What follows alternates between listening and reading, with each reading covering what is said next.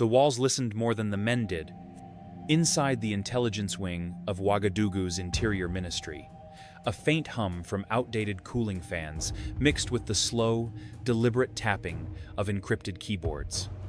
You stood in the doorway, watching two analysts, hunched over waveforms and spectrograms, trying to isolate frequencies. The room was dim, but the screen in front of them glowed with data layers of intercepted audio that had come from an unexpected source, a misplaced USB drive. It was meant to be a gift, a token of friendship handed over by a diplomat whose handshake lingered a second too long. But the files inside were not ceremonial. They weren't even secure.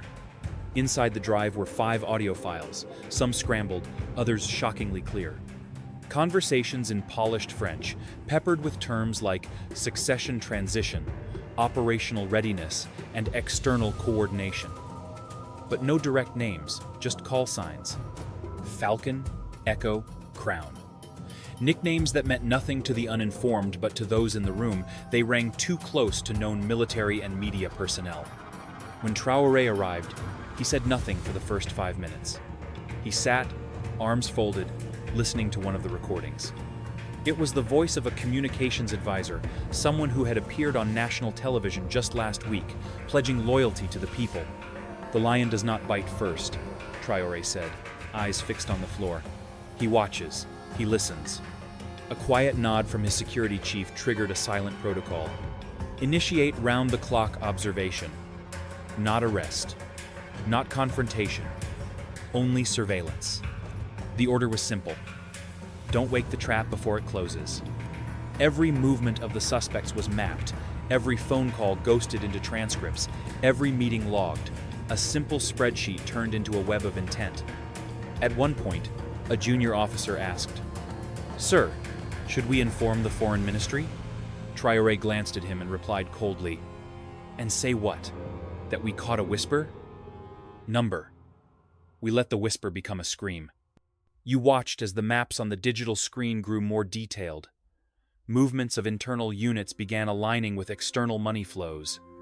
Someone had started shifting personnel without formal order, small changes, but in clusters that meant coordination, all beneath the radar of the average citizen. But the jungle sees at night. By the 20th of April, Traoré had the full list of names. Not just those plotting, but those watching silently, the ones who knew and said nothing. He didn't confront them. He invited them to dinner. The room was staged to look ordinary, a routine strategic briefing in the east wing of the presidential palace. But everything was a trap. You stood behind a one-way mirror with internal security officers, watching the invitees file in. They weren't aware of the surveillance grid that had been activated hours earlier, cameras tucked inside vents, audio pickups beneath the mahogany table, motion trackers aligned with the wrist movements of each participant. Even the placement of bottled water had been carefully arranged to observe anxiety tics. They entered in civilian dress. 3 military advisors, 1 media strategist, a former intelligence attaché now retired, but still seen in embassy events. Each carried a folder, some thick with printouts, others unusually thin. But it was the one with the silver tie pin who caught your eye. His folder had a seal. It was not the Burkina Faso seal. It was European, outdated, but still unmistakable. At exactly 17:10, Traoré entered. No announcement, no guards. He walked in like a shadow, unarmed, in plain olive fatigues. No medals, no podium, just presence.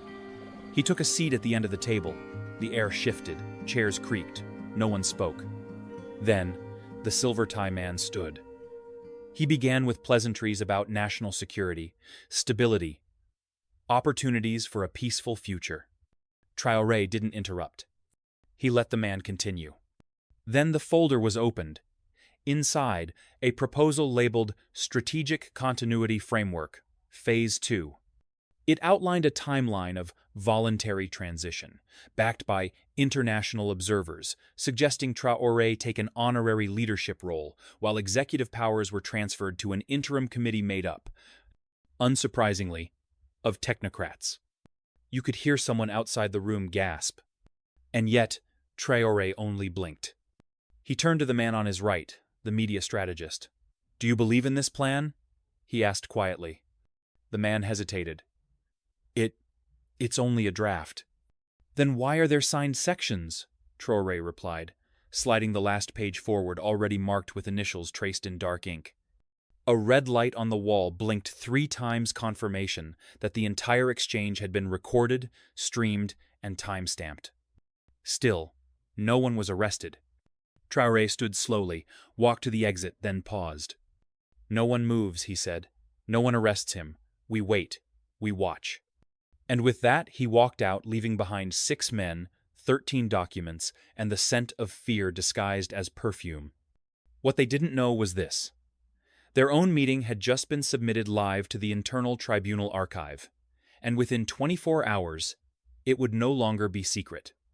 They came to propose a cage. Instead, they walked into the lion's den willingly. The lights dimmed as the digital map flickered to life. You stood in the war room of the Interior Ministry, its walls lined with fiber-optic cables and analog failsafes, because in this kind of war, digital silence was power. The screen projected troop movements, color-coded by region, time-stamped down to the hour. But something was off. A convoy of logistics vehicles had changed course 3 times in the last 5 days.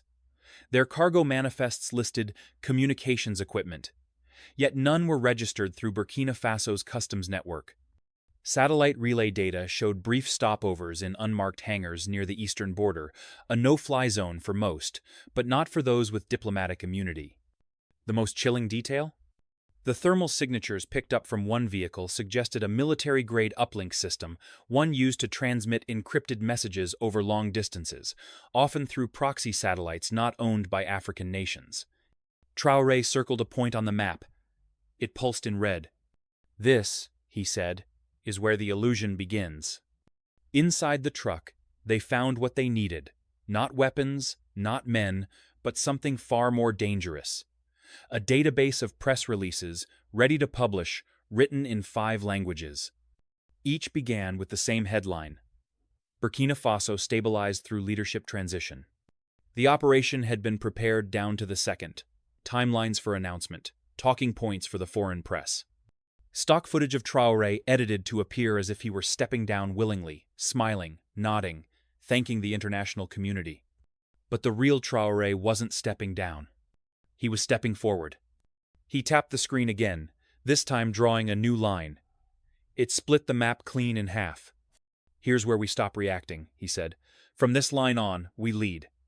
No arrests, no purges, not yet. That would be too obvious, too colonial." Instead, he crafted the counteroffensive with surgical elegance. A live national address, disguised as a policy update. A media room restructured overnight. And behind the curtain, technicians programmed a moment. At 8 p.m. on May 3rd, the entire country and much of the world would be watching. But they wouldn't be watching a president. They'd be watching a lion show his teeth. "We don't need to break the system," he whispered later that night. "We just need to make it see its own reflection." He didn't name his enemies. He let them name themselves. The nation gathered, unknowingly, for a reckoning. At precisely 8 p.m. on May 3rd, the feed went live. No anthem, no banners, no ceremonial fanfare. Just a steady camera fixed on a silent room. Then Traore walked in. He wore no medals, no military coat. Just a plain, sand-colored shirt, the same shade as the dry earth beneath the capital. He didn't sit. He didn't smile. "This is not a speech," he began. "It's a mirror." Behind him, a screen blinked on. It played no music. Only silence at first, then static, then a voice. A familiar voice. The room behind the voice looked like the palace's west corridor. The man speaking wore the uniform of a mid-tier general. His words were calm, almost mechanical. With adequate support from international partners, the transitional framework could be enforced within 72 hours of executive reassignment. There was no emotion in the voice. But the country heard betrayal. The screen split. Now 4 faces spoke. Then 6. Then 8. Each clip lined up, synced. Overlapping voices whispered of messaging protocols, emergency press kits, and pre-cleared donor engagements. Traore didn't interrupt. He let them speak. Then, with a flick of his hand, the feed froze on a single frame. One of the coup architects, seated comfortably beside a smiling foreign advisor, time-stamped, geolocated, and signed in metadata. The silence that followed was louder than any explosion. "No arrests were made tonight," Traore said calmly. "But the people are watching, and so are we." He turned back to the camera. "We have names, we have time, but we are not here to punish." He let that hang. "We are here to prove that truth, even whispered in darkness, can still echo through a free land." Across Ouagadougou, people stood from their chairs. At military bases, soldiers turned to one another, asking nothing but understanding everything. On social media, 3 hashtags surged within minutes. Jungle knows. Lion sees all. We are not afraid. The accused weren't detained. They were disarmed with exposure. Some fled that same night. One attempted to cross into Togo under a diplomatic vehicle. Another booked a flight to Brussels, but never made it to the airport. Their faces became memes, posters, proof not of their power, but of their cowardice when truth arrived without warning. You remember one quote in particular, etched onto a new mural downtown by morning. "They brought cameras to deceive. We used cameras to reveal." And somewhere in the palace, Traore poured himself a cup of tea, turned off the screen, and whispered, "Let them run. The jungle has no walls, but it has memory." You'd expect sirens. You'd expect arrests, armored trucks, generals in cuffs. But there was only silence. 2 days after the broadcast, the presidential press room remained empty. No press release, no victory lap. Just sunlight creeping across the marble floor and the faint smell of dried eucalyptus from the guards' uniforms. Traore sat alone in the debriefing room, a silver thermos beside him, steam curling lazily into the morning air. A journalist, one of the few allowed entry, finally spoke. "Why didn't you have them detained?" Traore didn't answer at first. He poured tea, the motion slow, deliberate. Then he looked up. "Do you cage a snake before it bites?" he asked. "Or do you let it show its fangs to the village first?" The room fell still. He set the thermos down gently, then leaned forward. "If we arrest them, they become shadows again. But now, they're seen, and people do not forget what they've seen." Across the capital, life returned to rhythm. Markets reopened. Children walked to school. But beneath the surface, something had shifted, not fear, not vengeance, but clarity. A general seen whispering in foreign embassies resigned voluntarily. A journalist accused of coordinating narratives announced a sabbatical. No orders were issued, no laws rewritten. Only truth hung like drying linen in the open air did the work. Calls came in from Bamako, from Niamey, from Accra. Was it real? Did he really know? Is it safe? The answers never changed. They were all spoken in the same sentence. Sovereignty is not something we negotiate. You notice something else, too. Traore's face didn't show triumph. No grin, no chest-pounding. Only a man who had seen something deeper than betrayal, a man who understood that fighting enemies with guns is easier than fighting them with mirrors. He stood from the table, walked to the window. Below him, the flag of Burkina Faso barely moved. There was no wind. But the stillness didn't feel weak. It felt earned. The door didn't slam. It closed quietly, just as he preferred. You watched from a distance as Traore stepped out of the palace alone. No convoy, no security detail flanking his sides. Only the hush of early dusk and the gold-tinged silence that comes after storms not made of thunder, but of truth. The courtyard stones still held the heat of the sun. Each footstep echoed slightly, not because the space was empty, but because it was listening. He paused under the acacia tree near the edge of the palace walls, where old presidents once stood for photo ops, but there were no cameras now, no press, no declarations. Just one man and a continent. He looked out toward the city, toward the lights beginning to flicker on, toward mothers calling children inside, toward barbers sweeping doorways and radios, playing the same clip again and again. "We are not here to punish. We are here to prove. His breath caught the light just enough to shimmer in the cooling air. You expected him to say something, but he didn't, because sometimes a lion doesn't roar. He just watches. And in that stillness, there was movement. You saw it in the street below, a young man raising his phone with pride, filming a mural going up on the side of a concrete wall. A lion, its eyes ablaze, standing before a forest of microphones. Painted underneath, Africa is awake. The jungle has memory. In Accra, someone tweeted, "We used to wait for statements from Europe. Now we wait for silence from Traore." In Bamako, he didn't need to jail them. He jailed the lie. In Kinshasa, this is not just Burkina, this is all of us. And back in Ouagadougou, a boy asked his mother what sovereignty meant.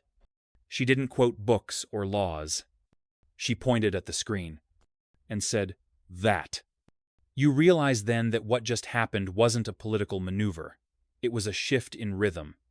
A recalibration of who gets to define what is legal, what is moral, and what is ours. Traore walked away. He didn't wave, didn't nod. But something stayed behind, not just truth, but the right to speak it without permission. And as the camera pulled back one last time, the city faded into shadow, except for one line etched in your mind. We are not waiting for freedom. We are living it.